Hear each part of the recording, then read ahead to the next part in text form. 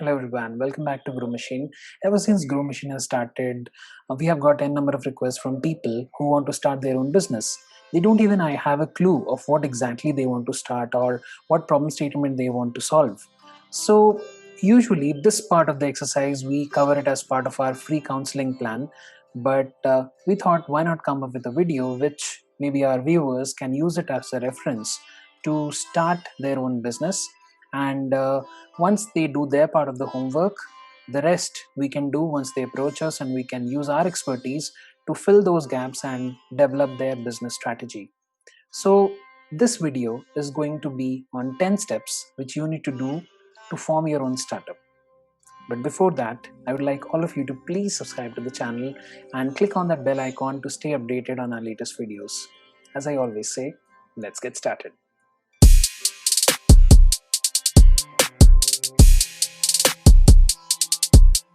Welcome back, everyone. So, the big question still lies how to convert this small, tiny idea into a startup. Now, every startup is based on some idea, but every idea is based on a problem statement. So, the first step that we are going to discuss today is to identify the problem statement that you would like to solve and set its objectives. Now, when it comes to identify a problem statement, the advice which I give to my clients is to look around you. Look around you, and anything that troubles you can become a problem statement for you. It can be switching on a light bulb or maybe tuning into your favorite music. So, once you identify your problem statement, the next step is to do a market research and identify your target customers. Now, when I say market research, it includes understanding the current market, understanding your competitors, and all that is required for you to get into that market.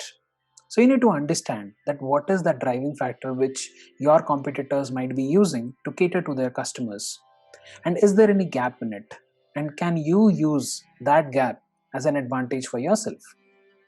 So once you do that, then you identify your target customers, because when there's a gap, there is definitely a set of audience who is not catered to by your competitors, and those are ideally your target audience.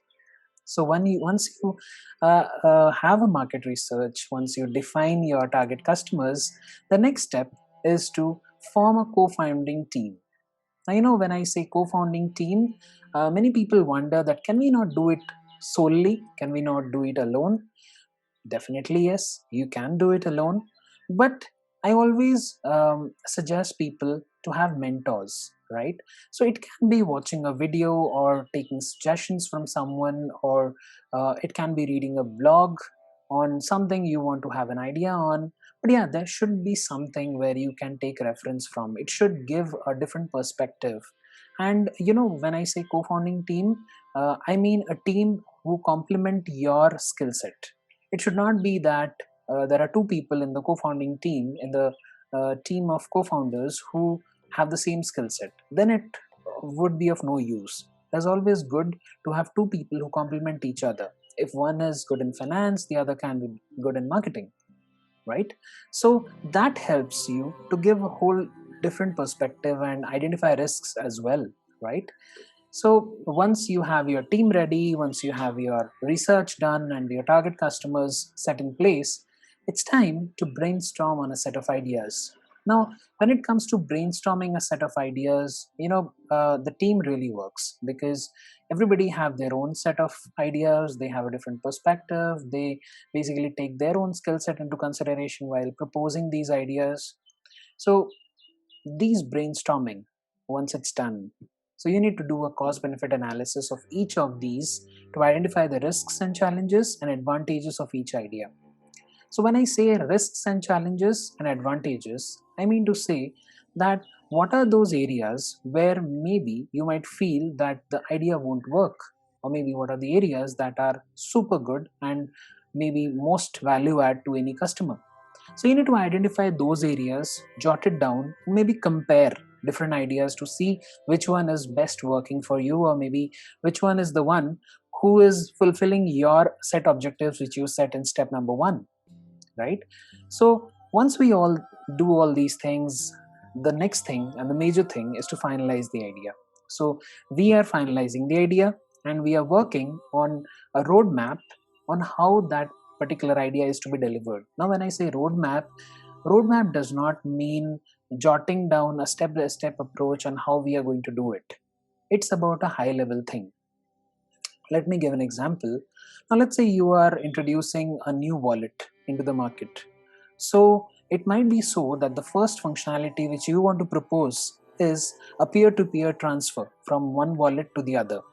Maybe next you can go for payments where you can tie up with vendors and maybe help your customers pay to the vendors using your wallet, and maybe you can have some cashbacks, you can have many offers directly linked to those wallets.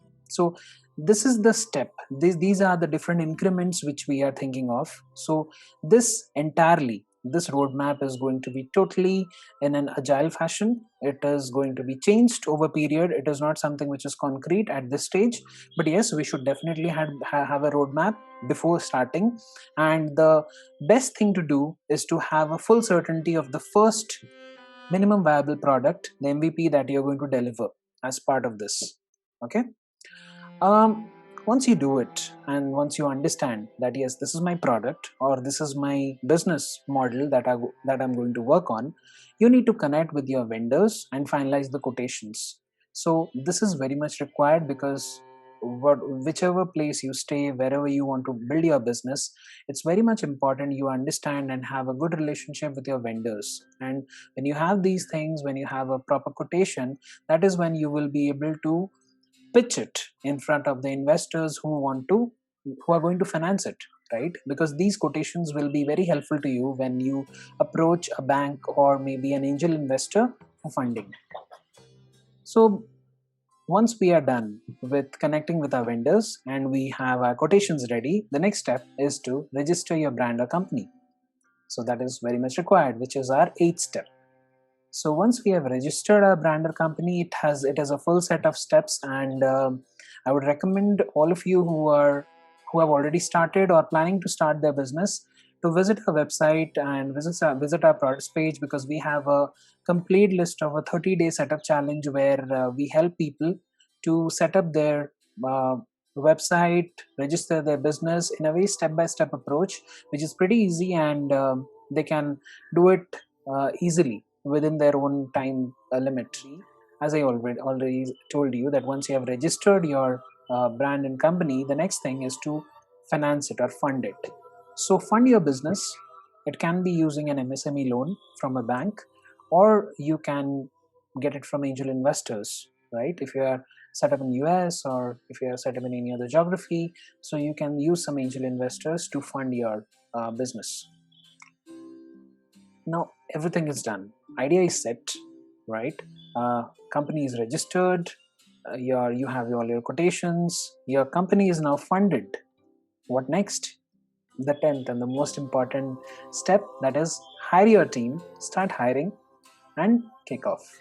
So that is the most important thing, because now it's time to hire your team and start working. Now, how to start? What are the things that are required to start? That is a whole different subject that we take as part of our paid plan. So do visit our website, check out if you really want to, if you really are interested, do contact us.